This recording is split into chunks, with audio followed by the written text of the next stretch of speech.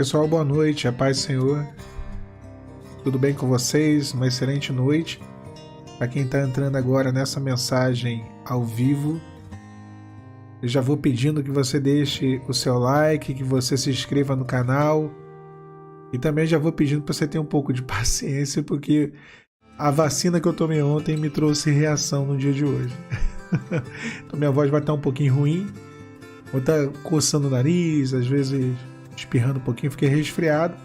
É normal, né? A reação da vacina que eu tomei, né? A AstraZeneca, e também o braço doendo um pouco, mas glória a Deus, já foi.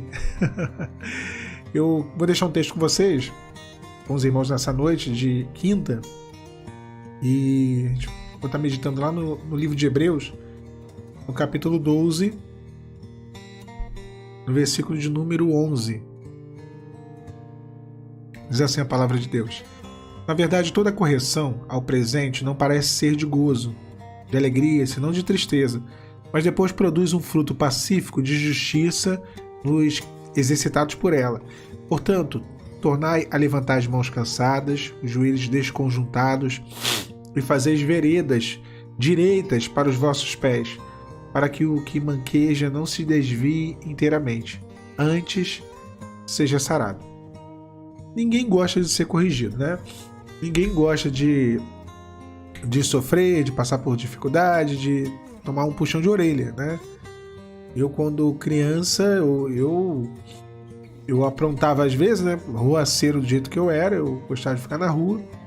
E a gente sempre tem o pai e a mãe, tem um que dá para negociar e tem o outro que não dá para negociar, né? E aí complicava demais, né? No meu caso, minha mãe não dava muito para negociar, não. E ela vinha e corrigia, né? E pegava firme, né? E é claro que a gente ficava chateado, e a gente briga com o pai, com a mãe, né? Mas aí só apanha de novo. Não adianta muito. E com o Senhor não é muito diferente. Eu vou falar por mim, né? Eu sou uma pessoa que quando eu sou corrigido pelo Senhor, às vezes eu me revolto. E é da nossa natureza, eu acredito, né? Se revoltar, falar: Senhor, por que isso, né? Por que comigo? Por que dessa forma, né? Só comigo, né? E a gente vai ficando revoltado. A correção, a princípio, ela parece não produzir efeitos bons, né? Parece ser algo ruim. E o escritor de Hebreus, que possivelmente não foi Paulo, né? E possivelmente não foi, né? Ele diz isso, ele diz que na verdade toda correção ao presente não parece ser de alegria, senão de tristeza. Você é corrigido, você fala assim: isso só traz tristeza, não tem fruto nenhum, é sem propósito. Mas as correções de Deus, elas têm sim propósito, elas possuem um propósito. Não é melhor sofrer na mão de Deus, que tem propósito, que sofrer na mão do mundo, na mão do homem, que não tem propósito nenhum, é só destruição.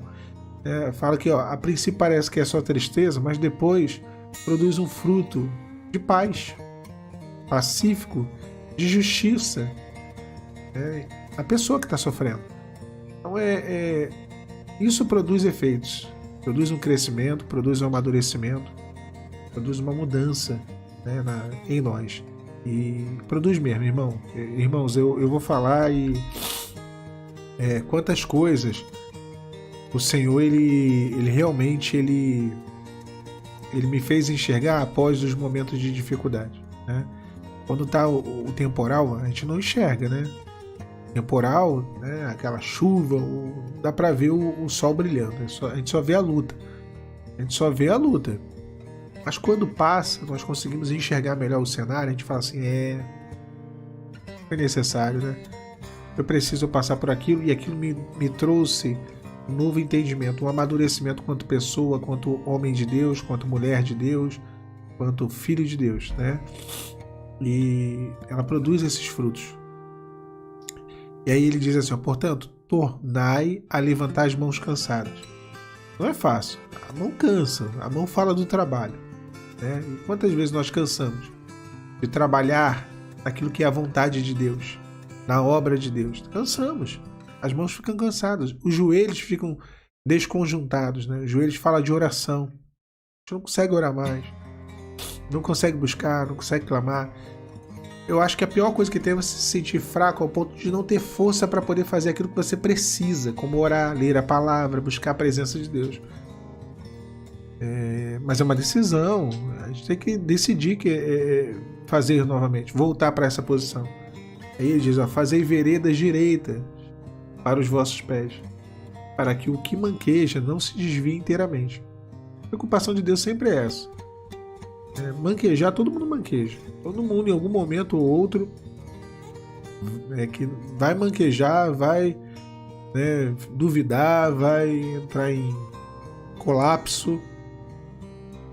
Mas só que não pode desviar inteiramente. Não pode abandonar os caminhos do Senhor.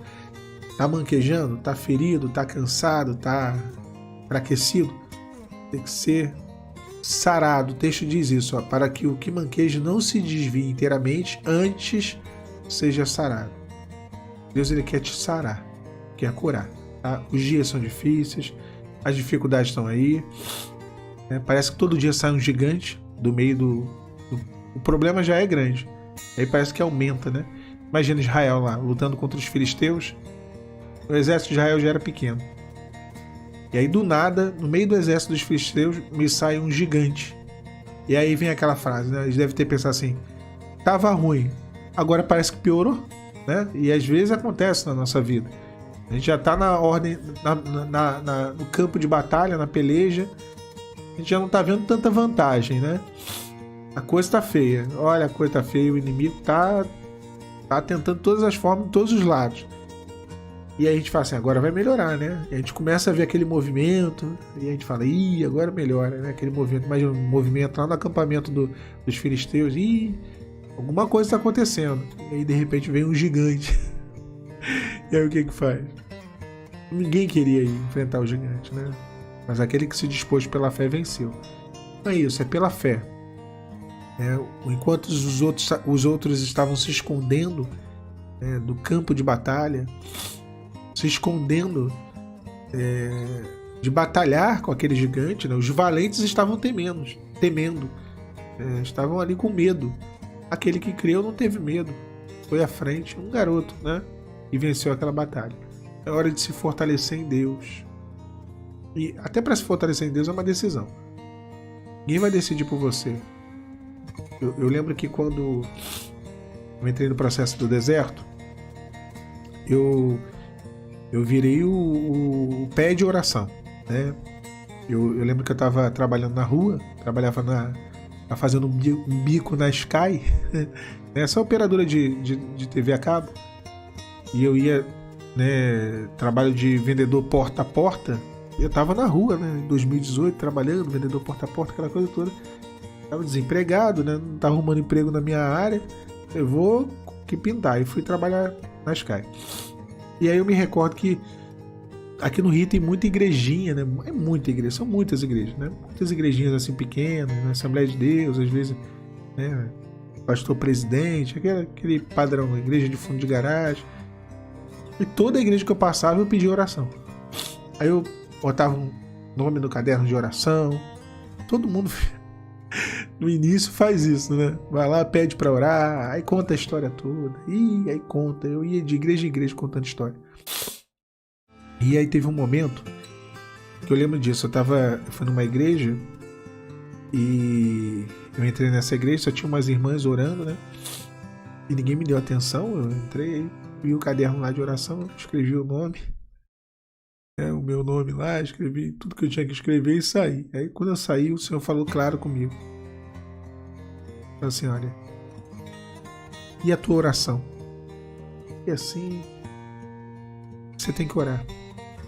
O maior intercessor que tem para sua luta, para sua causa, é você. A oração mais importante no seu deserto é a sua. Eu fiquei meio desnorteado. Eu lembro, eu estava aqui para dentro do Rio, né? Um lugar chamado Vila de Cava, lá para dentro. Depois de Nova Iguaçu, lá para dentro. E eu lembro exatamente o Senhor falando comigo. Cadê a sua oração? É a sua oração mais importante. E aí eu fiquei com aquilo no coração. Tava triste, tava fraco, o joelho enfraquecido, as mãos enfraquecidas. Mas naquele dia eu decidi, eu falei assim, a pessoa já vinha falando comigo. Tem que orar, você tem que, né, dobrar os teus joelhos e pagar um preço. E ali eu vi que realmente a oração tem poder impressionante. Eu vou falar para vocês aqui, e quem viveu isso sabe o que eu tô falando, né? Quem viveu. Quem não viveu não adianta, não tenho o que falar, mas quem viveu isso, quem vive isso ou viveu, sabe o que eu tô falando. Não me perguntem por quê, né? Tem gente aí que fala que é a quietude, cada um fala uma coisa, né? As pessoas às vezes querem racionalizar a fé. Mas eu vou falar por mim, a experiência que eu tive. As maiores, eu falei isso esses dias, eu acho que num vídeo curtinho desses que eu boto no canal e botei até agora recente. Botei faz uns 20 minutos alguns vídeos curtos. As maiores experiências que eu vivi na minha vida foram frutos de orações às 3 horas da manhã. Alan, por que 3 horas? Não sei, você quer orar meia-noite? Vai orar meia-noite, quer orar 10, 11, a hora que você quiser, oração é sempre oração. Mas eu levantava às 3, dobrava os meus joelhos, na verdade eu nem dobrava o joelho, eu orava em pé, né? Andando para um lado e para o outro, falando e chorando e cantando louvor. E as maiores experiências na minha vida foram frutos das orações na madrugada, às 3 horas da manhã. Isso eu posso falar para vocês com a maior tranquilidade. E o cristianismo não é teoria. Não é teoria. Esse pessoal aí que gosta de teoria, né, olha, que isso é teoria. Cristianismo é prática. Você quer ver se o monte funciona ou não? Sobe o monte, vai orar no monte. Sobe o monte, faz um período de oração, vai alguns dias por algum propósito e você vai ver se funciona ou não. Você quer ver se madrugada funciona ou não? Acorda 3 horas da manhã e vai orar de madrugada.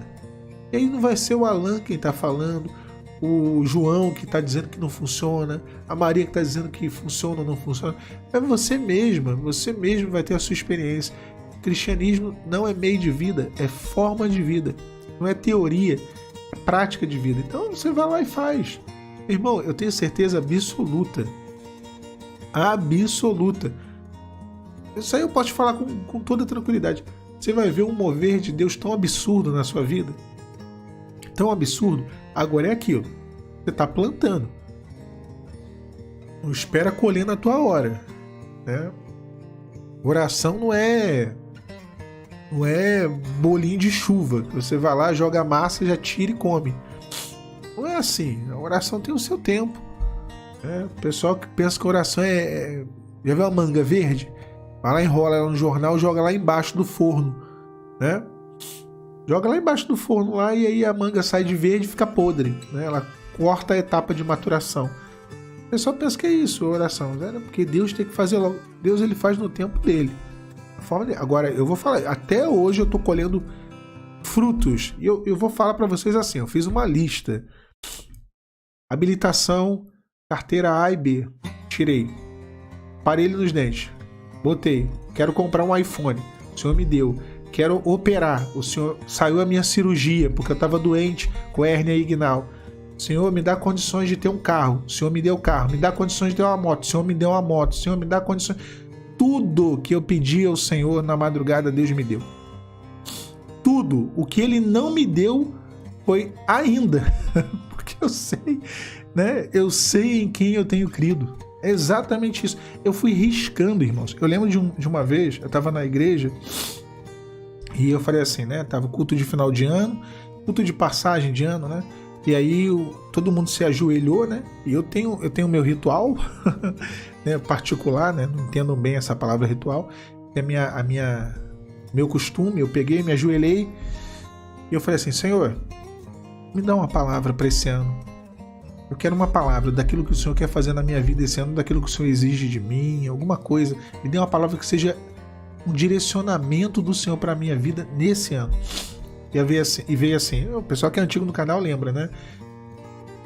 E acontecerá que a vara do varão que eu tenho escolhido florescerá. Estava falando de Arão. A vara dele floresceu, e ele, né? Os descendentes de Arão se tornaram os responsáveis pelo templo, os levitas e tudo mais.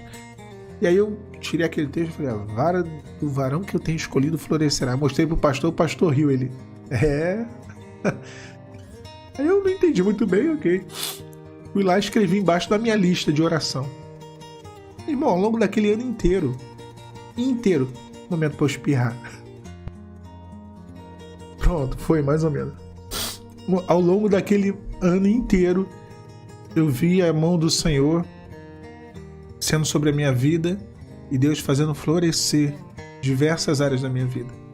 Como o texto, conforme o texto que Ele me deu. Isso foi por quê? Porque eu sou bonzinho? Porque eu tava vendo agora aqui, eu olhei ontem, né? E as pessoas, olha o entendimento das pessoas.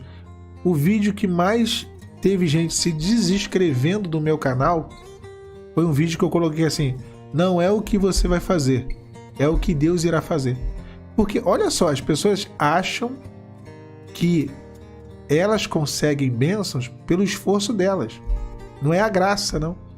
Elas não entenderam o que é a graça. Elas acham que elas são boazinhas, que elas pagam um preço, que estão na madrugada, estão em campanha, então elas são merecedoras. O ser humano, né, esse tipo de servo, acha que merece a bênção de Deus. Nós não merecemos. Nós somos devedores, nós não somos credores da graça de Deus. Devemos ao Senhor. Não tem o que fazer. Então, o que eu fiz foi um ato de sobrevivência. Orar na madrugada, você não está fazendo favor para Deus, não. Você está fazendo favor para você mesmo, para você se manter vivo. Viva espiritualmente. Oração é o alimento da alma. Eu estava fazendo por mim mesmo, era bênção para mim. De quebra, Deus me abençoou. E eu falei para vocês aqui de coisas humanas, de coisas materiais, que são, né? Só que eu fiz questão de falar, porque às vezes eu tô transcendendo demais, né, no canal. Falando sempre da volta de Jesus, de salvação.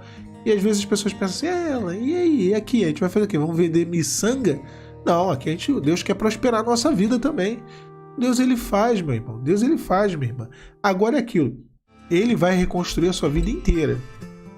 Se você quiser que Deus faça, né? Tinha um pedreiro aqui, o Itamar, que ele era assim, ele era um pedreiro ruim de você achar, de você contratar ele. Porque tem uma fila para poder conseguir fazer obra com ele. É uma fila, claro, uma fila que eu digo, não é um monte de gente fazendo fila, né? Ele fala assim, eu tenho que ir na casa de fulano, ciclano, umas 10 casas. Aí lá para a 11ª é a sua casa.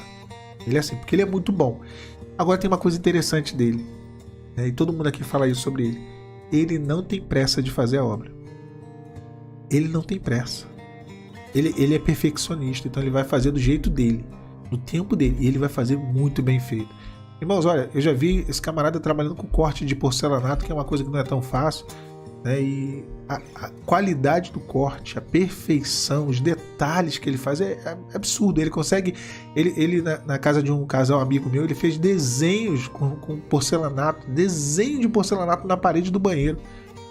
Fez uma baita de uma rosa linda, assim, é uma coisa, sabe? Deus é assim. Deus não é o pedreiro veja bem, não. Não tem no veja bem?